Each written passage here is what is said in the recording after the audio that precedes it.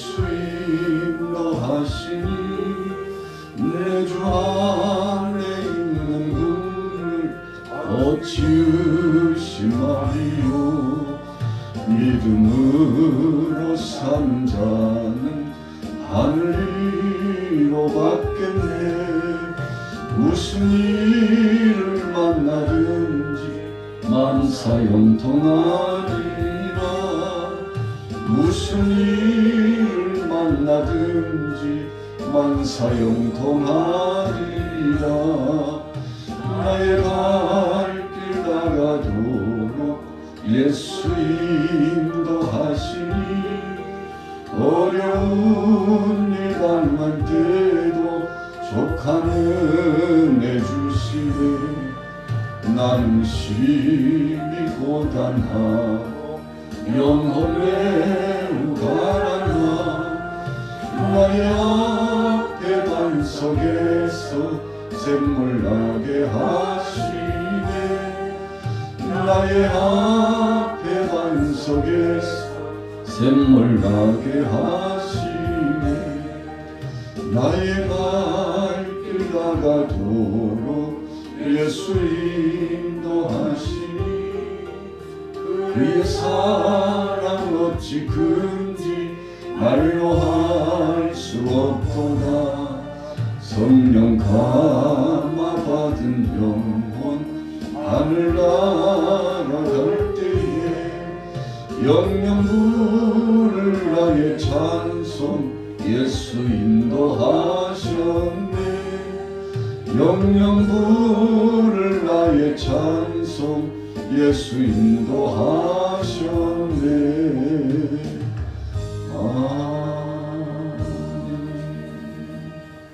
므낫세의 아들 마길의 아들들도 요셉의 스라에서 양육되었더라.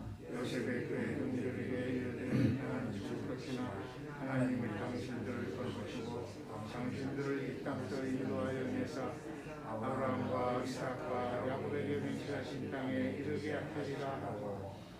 요셉이 또 이스라엘 자손에게 맹세시켜 이르기를 하나님이 반드시 당신들을 돌보시리니 당신들은 여기서 내 해골을 메고 올라가겠다 하라 하였더라. 요셉이 110세의 죽음에 그들이 그의 몸에 향 재료를 넣고 애굽에서 입관하였더라.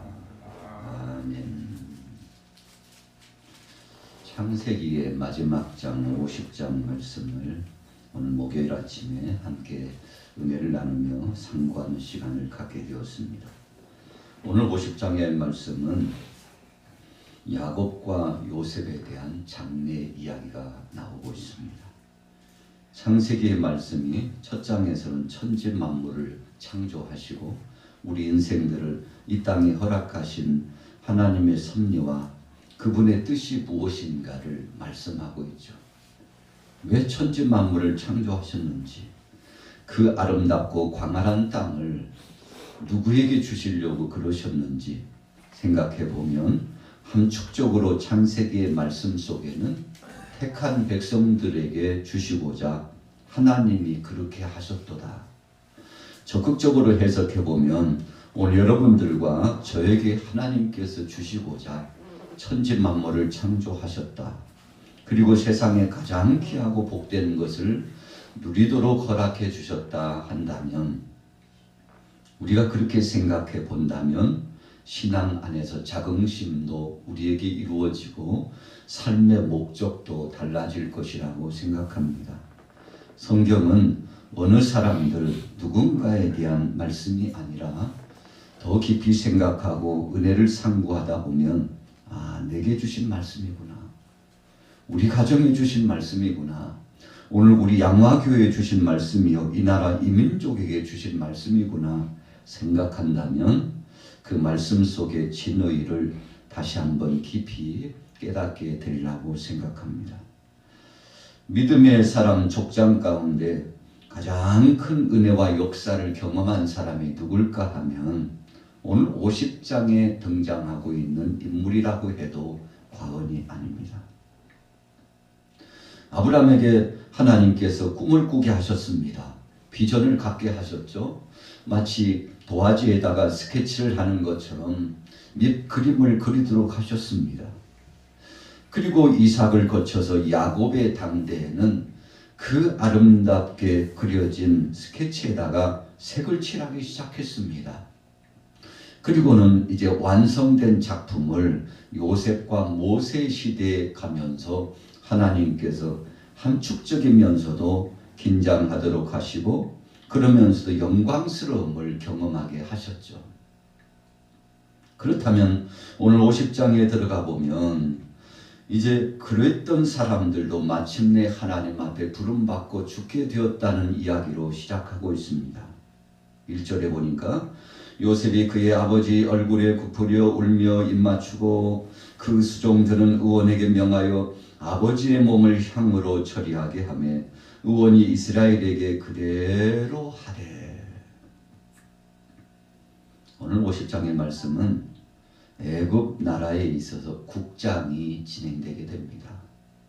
야, 누가 죽었나? 도대체 어떤 사람이 죽었길래 이렇게 40일 동안 향재료를 처리하고 미라를 만드는데 허락받았다는 것입니다. 누구에게나 다 공통적으로 그렇게 하지는 않았습니다. 고관 대작에게 특별히 부름을 받은 영웅적인 삶을 사는 사람들에게 이런 역사를 진행했죠. 야곱에게 있어서 그 장례 절차를 국장으로 진행했습니다. 바로가 인정했고 모든 애국민들이 인정했습니다. 또 더 나아가서 약속의 땅에서 애굽으로 들어왔던 야곱의 자손들 모두 다 총동원하여 인간적으로 보면 애도하는 시간을 가졌습니다. 애도라고 하는 것은 슬프고 절망스럽고 낙담이 찾아오고 이제는 인생이 종쳤다는 의미가 아니라 다음 세대를 바라보고 하나님이 주신 미래 비전을 가지면서 우리 모두가 이 길로 가지만 언젠가는 하나님의 부름을 받고 전능하신 하나님 앞에 서게 된다는 심판대 앞에 서게 될 것을 생각하면서 누구나 공통적으로 가야 될 길을 다시 한번 생각해보고 깊이 묵상하는 시간이 신앙인들에게 있어서 애도의 시간입니다. 하나님 뜻대로 살았어야 되지만 그 뜻대로 살지 못한 것을 회개하고 하나님의 영광을 나타내야 되겠지만 때로는 우리의 육신적인 소욕에 인간적인 영광을 드러내다가 하나님 영광 가리는 것을 회개하고 정말 모범되게 잘 살아야 되겠습니다만 후세대들에게 부끄럽게 살았으므로 회개하고 그래서 자기 자신을 돌이켜볼 수 있는 시간이 마지막 임종 이 땅을 이제 마무리 짓고 하나님 앞에 부름받는 그 순간이 아니겠습니까? 오늘 야곱은 자기 자신을 성찰할 수 있는 시간을 가졌습니다. 사랑하는 자녀들을 불러놓고 그 자녀들에 대해서 축복하면서 자기 자신을 돌아보는 시간을 가졌다는 것입니다. 이 모든 것을 자녀들이 지켜봤습니다. 그 중에서 대표격으로 등장하고 있는 요셉이 지켜봤습니다. 그러면서 1절은 이렇게 표현하죠. 요셉이 그의 아버지 얼굴에 굽으려 입 맞추었다. 울면서 입을 맞췄습니다. 입을 맞췄다고 하는 것은 최고의 예를 갖추는 것이었죠. 눈물을 흘렸다는 것은 참 한많은 세월을 지냈던 아버지 야곱을 생각했을 것입니다. 기쁨도 잠시였지 슬픔이 거듭거듭 겹쳤던 아버지의 지나간 삶을 돌이켜보고 또 자신에게 드리워졌던 한순간 한순간 어두운 그림자와 같은 시절들을 통과하고 한마디로 말하면 터널과 같은 시절들을 통과했으나 마침내 하나님께서 광명의 시간들을 주시고 만나지 못할 뻔했던 아버지를 만나 뵙게 되고 그분이 하나님 앞에 부르심을 받고 영광스럽고 복되게 가시는 모습을 보고 어찌 보면 기쁨의 눈물이 요셉의 눈가에서 맺히고 아버지의 얼굴에 뚝뚝 떨어졌을 것이라고 생각합니다. 참 복된 죽음이었습니다. 그리고 요셉도 자신이 가야 될 길을 서서히 준비하고 있는 듯한 인상 짙은 내용이 바로 50장의 말씀입니다. 참 짧은 말씀인데 그러나 함축적으로 결론을 잘 정리된 말씀이 50장의 말씀이죠. 그래서 어느 책에서든지 첫 번째 이야기 서론과 끝의 결말, 이 결론에 대해서 보면은 전체를 알 수 있게 되지 않습니까? 미라를 만들었습니다. 40일 동안 향재를 넣고 야곱도 그랬지만 요셉도 마찬가지로 미라로 만들었죠. 그리고 오늘 야곱은 하나님께서 정하여 놓으시고 자기 자신이 준비해 놓았던 바로 그 땅에 안치되게 되는 그런 기회를 얻게 됩니다. 여러분, 자기가 소원했던 대로, 자기가 맘먹었던 대로 이루어진다는 것이 쉬운 것 같지만 쉽지 않습니다. 어르신들이, 우리의 선진들이 유언했던 것을 자녀 세대, 후세대들이 지켜줄 수 있다는 것도 또한 복이요 감사한 것이라고 생각합니다. 어떤 때는 부모의 유언마저도 저버리는 자녀들이 꽤 있지 않습니까? 너희들이 앞으로는 이렇게 살았으면 좋겠다. 이전에는 그렇게 하지 못했으니까 이렇게 했으면 좋겠다 하고 소원하지만 그러나 그것을 이루어드리지 못하는 자녀들도 꽤 많습니다. 그런데 오늘 야곱이 요셉을 향하여서 후세대 자녀들을 향하여서 유언한 것이 있다면 본향 땅과 같은 고향에 묻히고 싶다는 것이죠. 여러분, 그래서 오늘 야곱의 이 태도는 믿음의 역사에 있어서 장차 도래할 하나님 나라를 대망하고 하나님 품에 안기고 싶다는 영적인 의미가 부여된 내용입니다. 그래서 저나 여러분들도 장차 주님이 부르시면 주님 품에 안기겠다는 이 심정을 가지고 준비하면서 산다면 얼마나 복된 것이겠습니까? 자, 5절로 넘어가 보겠습니다. 같이 읽어보겠습니다. 5절, 6절 말씀, 50장 5절, 6절입니다. 시작.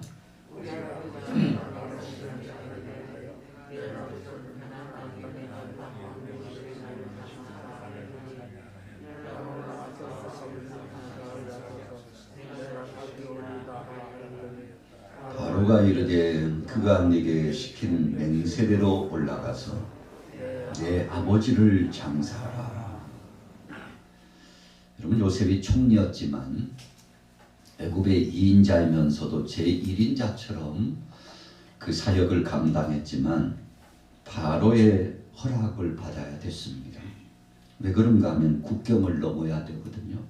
국경을 넘는다는 것은 아주 중대한 일입니다.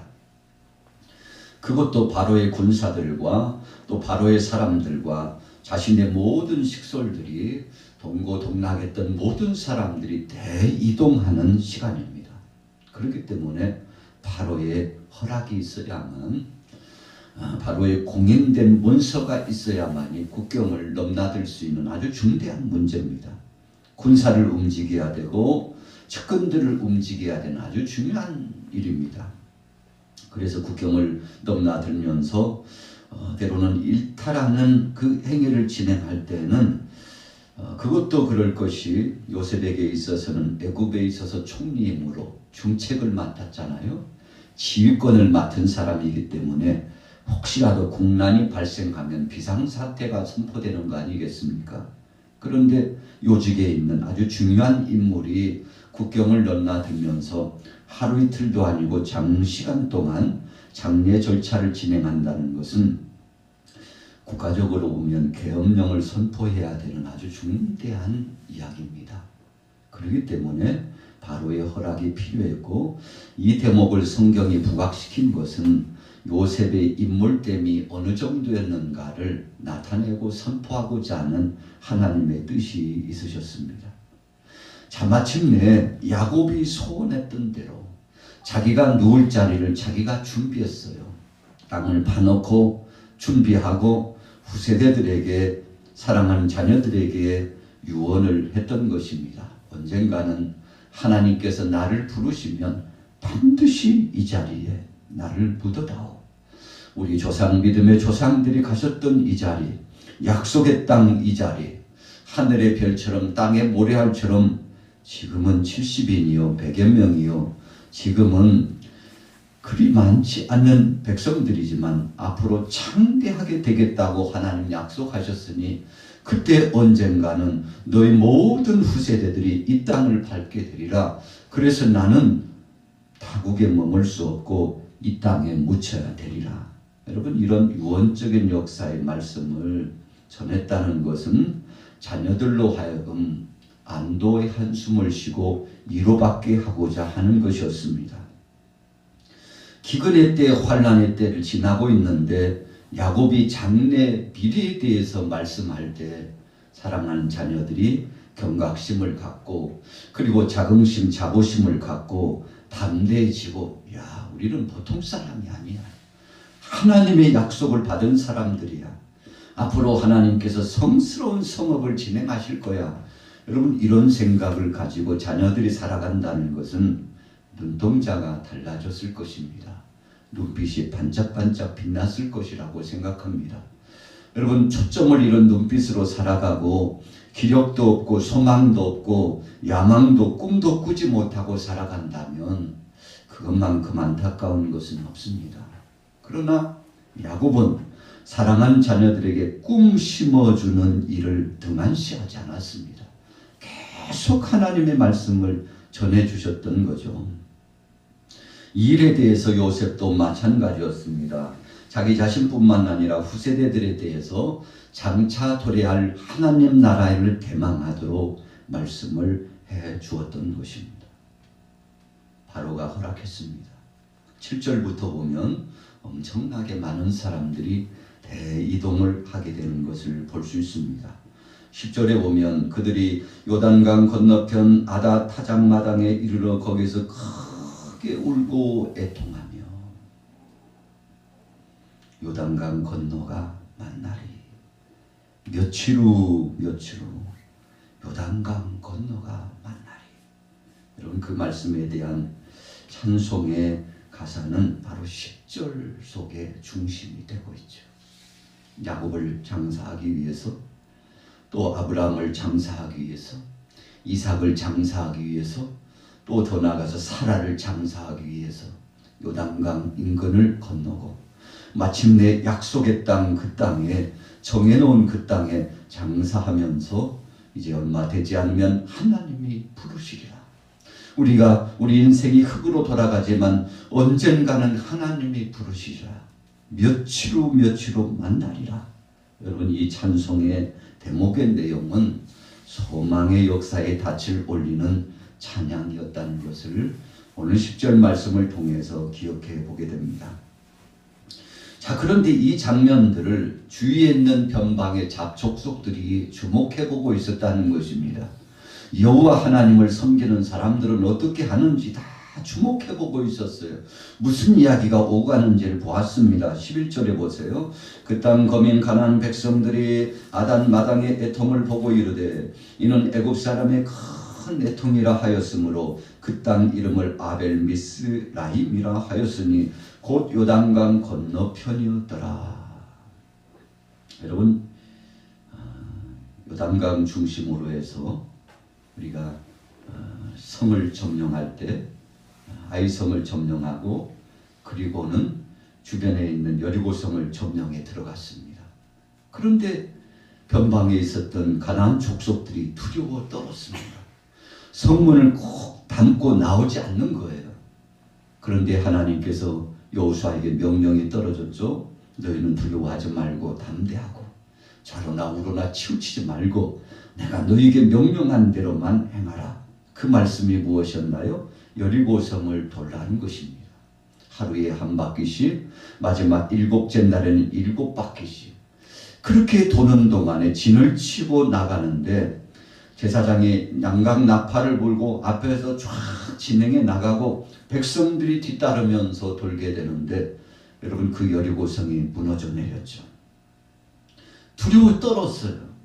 여호와 하나님을 섬기는 백성들을 두려워했습니다. 왜 두려워했나요? 오늘 11절 말씀을 경험했기 때문에 그렇습니다. 그래서 저 가나안 족속들도 구전을 통해서 여호와 하나님을 섬기는 백성들이 어떤 백성인가를 약속의 표중의 말씀과 저들의 삶을 통해서 보고 알게 되었다는 것입니다. 그래서 하나님의 백성들도 구전을 통해서 말씀을 전해주지만 변방의 잡족속들도 가나안 족속들도 이 민족 이 백성들이 어떤 사람인가를 귀로 듣게 되었던 거죠. 그래서 마침내 그 땅을 점령하여 승리할 수 있게 되었던 것입니다. 마무리야 막벨라 굴에 장사되었습니다. 13절에요. 14절에 보니까 요셉이 아버지를 장사한 후에 자기 형제와 호상꾼과 함께 애굽으로 돌아왔더라. 야곱 하나님의 사명을 다하고 이제 부름받아 갔습니다. 이제 마무리를 지어야 될 요셉이 애굽으로 돌아와서 그리 오래 살지는 못했습니다. 22절에 보니까 110세를 살고 에브라임 자손 3대를 보고 므낫세의 아들 마길의 아들들도 양육하면서 살다가 마침내 하나님의 부름을 받았다고 했습니다. 그리고 26절에 보니까 요셉이 110세의 죽음에 그들이 그의 몸에 향제를 넣고 애굽에서 입관하였더라. 자, 오늘 본문 말씀의 결론은 요셉이 형제들을 용서하는 것으로서 마무리 짓게 됩니다. 형제들보다도 오히려 요셉이 먼저 하나님 앞에 부름을 받았습니다.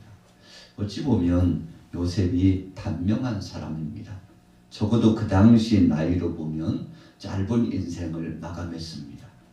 그 영웅적인 대우를 받으면서 나라를 떠들썩하게 하고 세계를 떠들썩하게 했던 인물이었지만 그가 살아가는 삶은 하나님 손에 달려 있었습니다. 여러분, 그래서 우리가 오래 살고 싶다고 해서 오래 살 수 있는 것은 아닙니다. 또 더 나아가서 내 인생은 아무것도 아니고 짧은 인생이라고 해서 일찍 하나님 앞에 부름받는 것도 아닙니다. 하나님이 우리의 생명을 주관하신다는 사실을 기억해야 합니다. 그리고 정말 아름다운 것은 요셉이 오늘 50장의 말씀을 통해서 모든 이들을 용서하고 갔다는 것입니다. 정말 사랑으로 덮고 갔다는 거죠. 그러면서 유명한 말씀이 19절이잖아요. 요셉이 그들에게 이르되 두려워하지 마소서 내가 하나님을 대신하리까. 여러분, 위대한 신앙 고백을 남기면서 만민의 생명을 구원하고자 했던 하나님의 뜻을 한 번도 선포하고 하나님의 부름을 받았사온데 오늘 창세기 50장 말씀을 마무리 지면서 오늘 목요일 하루 동안도 여러분들과 또 저희 삶, 우리 모든 삶이 하나님의 은혜 가운데 우리는 하나님을 대신할 수 없고 모든 것을 하나님이 관장한다는 사실을 기억하여 믿음으로 영광 돌리며 승리하게 되시기를 예수님의 이름으로 축원합니다.